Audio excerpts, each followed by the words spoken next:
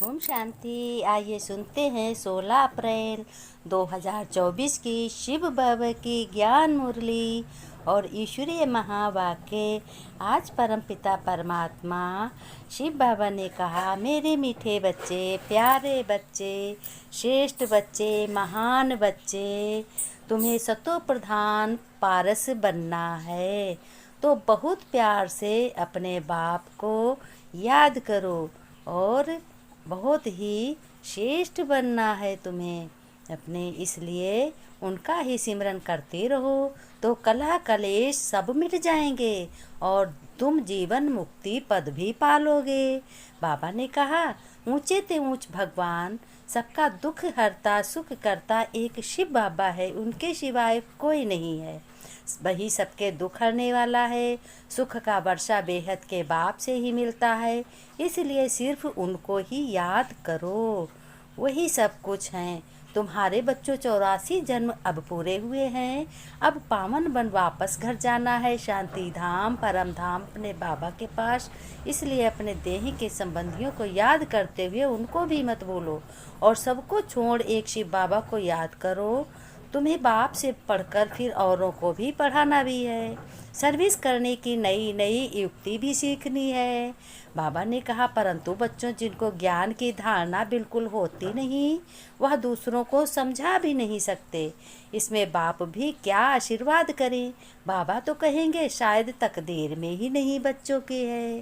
भला भगवान तो अच्छा ही बताते हैं। अभी तुम बच्चों को बहुत होशियार और चमत्कारी भी बनना है और साथ साथ में बहुत निर्माणचित होकर भी चलना है।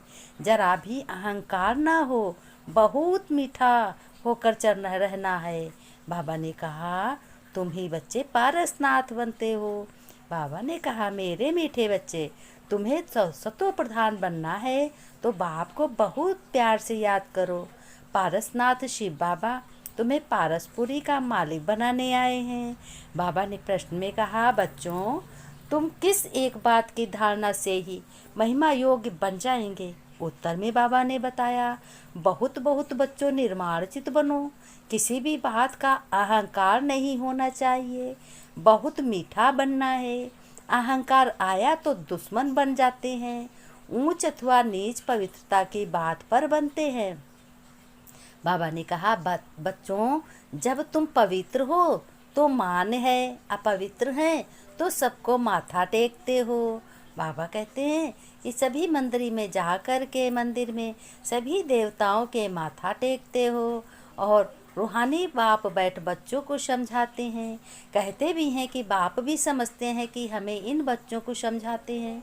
यह भी बच्चों को समझाया जाता है कि भक्ति मार्ग में बच्चों भिन्न भिन्न नाम से अनेकानेक चित्र बना देते हैं। जैसे कि नेपाल में पारसनाथ को मानते हैं। अब नेपाल में तो पारसनाथ मंदिर है, उनका बहुत बड़ा मंदिर है, परंतु है कुछ भी नहीं। 4 दरवाजे हैं, 4 मूर्तियां हैं, चौथे में श्री कृष्ण को रखा है। अब शायद कुछ बदली कर दिया हो। अब पारसनाथ तो जरूर शिव बाबा को ही कहेंगे, लेकिन मनुष्यों को पारस बुद्धि भी वही बनाते हैं। तो पहले पहले बच्चों, उनको यह समझाना है कि ऊंचते ऊंचे है भगवान, पीछे है सारी दुनिया। सूक्ष्म वतन की सृष्टि तो है ही नहीं, पीछे होते हैं लक्ष्मी नारायण। वह विष्णु वास्तव में विष्णु का मंदिर भी रंग है। विष्णु चतुर्भुज, 4 भुजाओं वाला कोई मनुष्य तो होता नहीं। बाप समझाते हैं, मेरे बच्चे, ये लक्ष्मी नारायण जो हैं, जिनको इकट्ठा विष्णु के रूप में दिखाया है। लक्ष्मी नारायण तो दोनों अलग अलग हैं। सूक्ष्म तन में विष्णु को 4 भुजाएं दे दी हैं और अर्थात दोनों को मिलाकर चतुर्भुज कर दिया है। 2 भुजाएं लक्ष्मी की, 2 भुजाएं विष्णु की, बाकी ऐसा कोई होता नहीं है। मंदिर में जो चतुर्भुज दिखाते हैं वह है सूक्ष्म वतन का। चतुर्भुज को शंख चक्र गदा पद्म आदि देते हैं, ऐसा कुछ है ही नहीं। चक्र भी तुम बच्चों को है। बाबा ने कहा, नेपाल में विष्णु का बड़ा चित्र क्षीर सागर में दिखाते हैं। पूजा के दिनों में थोड़ा दूध भी डाल देते हैं। बाप एक एक बात अच्छी तरह समझाते हैं। बाबा ने कहा, प्यारे बच्चों, तो ऐसे कोई भी विष्णु का अर्थ समझा न सके, जानते ही नहीं कोई है। ये तो भगवान खुद आकर परमपिता परमात्मा, सत्य बाबा, सत्य पिता, आत्माओं का पिता, भगवान ईश्वर जो कुछ भी समझाते हैं। तो एक ही, परंतु भक्ति मार्ग वालों ने नाम अनेक रख दिए हैं। तुम अभी अनेक नाम नहीं लेंगे।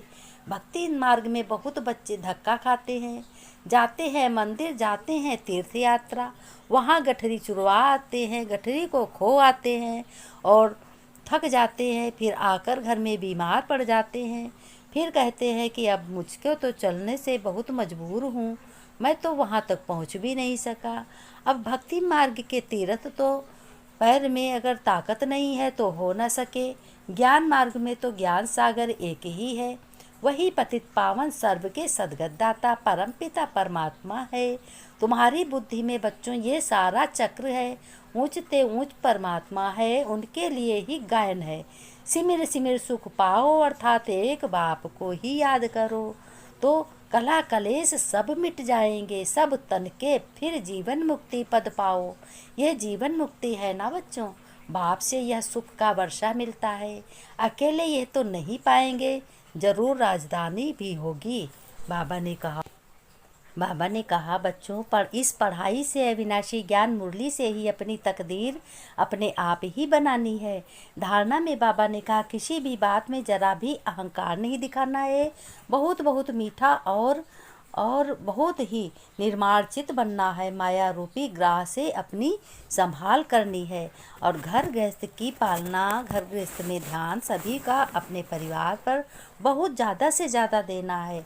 वरदान में बाबा ने बताया, बीती को श्रेष्ठ विधि से बीती कर यादगार स्वरूप बनाने वाले पास विद अनर्भव।